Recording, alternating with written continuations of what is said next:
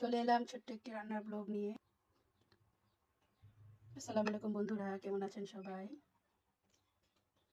আর সময় নষ্ট না করে চলুন আমরা রান্নায় চলে যাই। প্রথমেই তেলাপিয়া মাছগুলোকে একদম কড়া করে ভেজে নিয়েছি। মাছ ভাজা তেলের মধ্যে আর কিছুটা তেল দিয়ে দিলাম, একটা শুকনো মরিচ আর জিরা, কিছুটা ফোড়ন দিয়ে দিলাম। দিয়ে দিব পেঁয়াজ কিছুটা, টমেটো আর কাঁচামরিচ। জিরা আর শুকনো মরিচ ভাজা সুন্দর একটা ফ্লেভার দিয়ে দিয়েছে।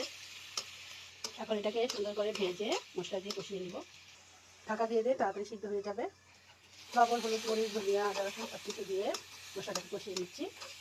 ওদিকে মশলাটা কষতে থাক আর এদিকে আমি ঝাল মিষ্টি ভর্তাটা বানিয়ে নিই। মানে মিষ্টি কুমড়া আর চিকলি একসাথে ভেজে নিয়েছি, এটাকে আমি ভর্তা করে নেব। বাটা সব একসাথে দিয়ে দিয়েছি, এখন শুধু বেটে নেওয়ার পালা। ভর্তা বাটাবাটি পালা শেষ, এখন ছেঁচা ছেঁচি পালা। এই ভর্তার মধ্যে এখন পেঁয়াজটা ছেঁচে দিয়ে দিব। এই তো ভর্তা হয়ে গেছে। তো এইদিকে আমার মশলা একদম কাটা কাটা হয়ে তেল উঠে গেছে। এখন জলের জন্য পরিমাণ মতন পানি দিয়ে দিলাম। এখন দিয়ে দেবো মাছ, টমেটোগুলো দিয়ে দিলাম। সব শেষে আমার ফেভারিট ধনিয়া পাতা দিয়ে দিলাম। আপনারা সময় নষ্ট না করে আমার ব্লগটি এখানে শেষ করছি।